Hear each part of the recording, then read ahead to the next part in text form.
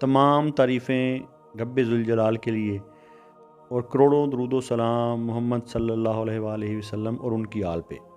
اللہم صلی علی محمد و آل محمد۔ تمام سننے اور دیکھنے والوں کو مرشد سائیں سرکار کی طرف سے السلام علیکم ورحمۃ اللہ۔ آپ سن رہے ہیں مرشد سائیں سرکار کو، اور یہ ہے ہمارا روحانی اور اسٹرالوجیکل چینل سبز پوش بخاری۔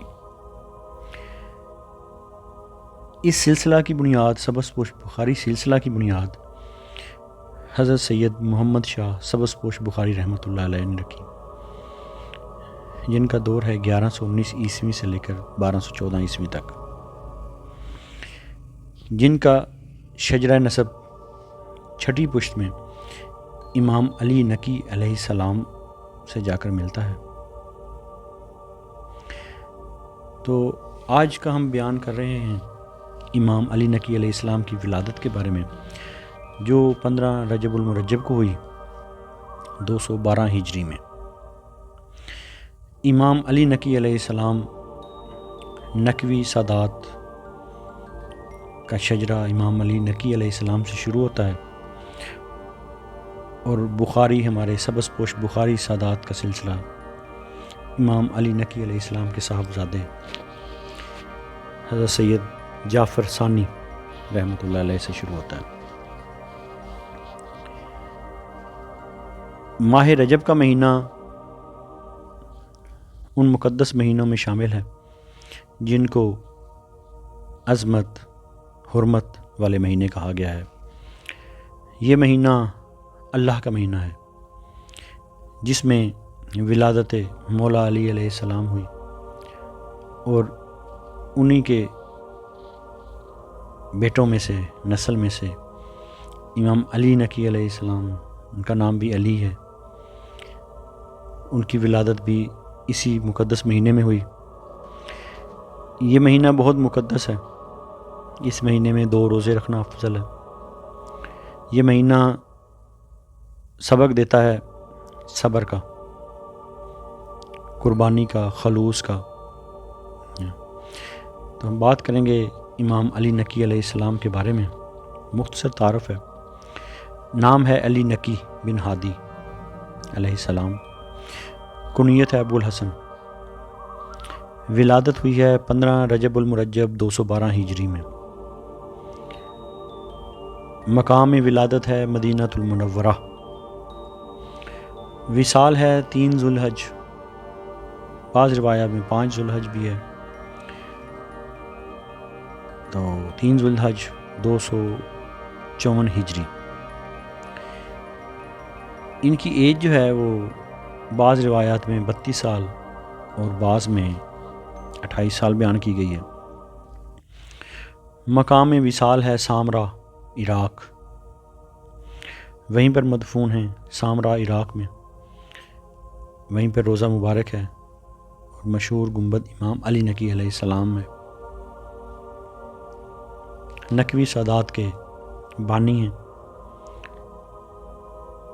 امام علی نقی علیہ السلام اہل بیت پیغمبر خدا صلی اللہ علیہ وآلہ وسلم کی نسل میں سے ہیں، 10ویں امام ہیں۔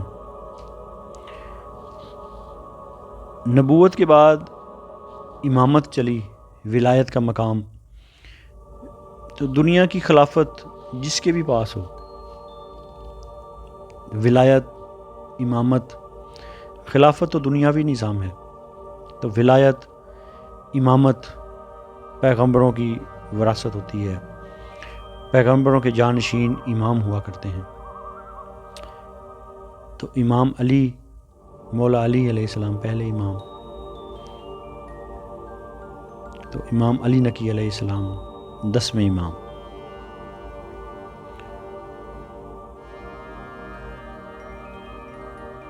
تو آپ کے تمام آبا مدینہ میں تھے، مدینہ میں ہی آپ کی ولادت ہوئی۔ اس کے بعد عباسی خلفاء نے آپ کو مجبور کیا سامرا جانے پر، عراق میں، پھر وہیں پر ہی آپ کو زبردستی رکھا گیا۔ ابتدائی زندگی میں امام علی نقی علیہ السلام کا مدینہ میں پیدا ہوئے، وہیں نشو و نما پائی، علم و تقوی کے لیے مدینہ میں تعلیم حاصل کی۔ عباسی حکمران معتمد عباسی اور ہارون الرشید کے ادوار میں سامرا میں منتقل ہوئے۔ عباسی حکمرانوں نے خطرے اور نگرانی کی وجہ سے مدینہ سے سامرا منتقل کیا، کیونکہ خطرہ تھا کہ ہمیں کہیں خلافت ہم سے لے نہ لی جائے،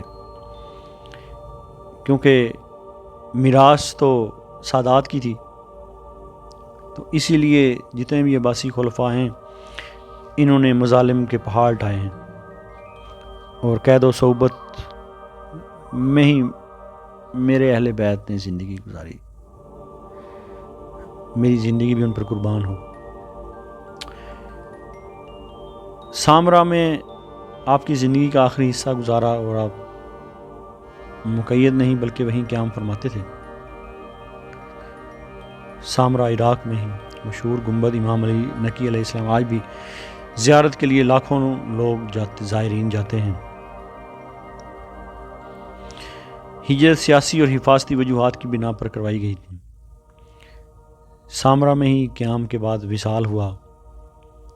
یہ سلسلہ اہل بیت علیہ السلام کی مشہور عصری رہنمائی کا حصہ ہے۔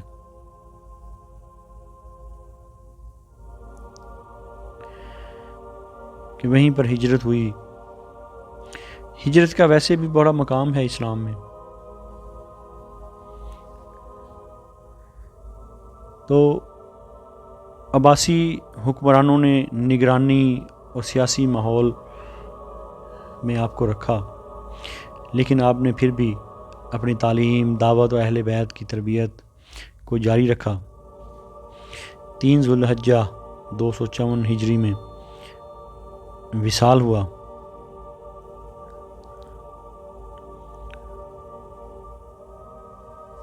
نقوی و جعفی قبیلہ جو ہے وہ اسی لیے کہا گیا کہ حضرت سید جعفر ثانی علیہ السلام سے ہی یہ سلسلہ آگے چلا۔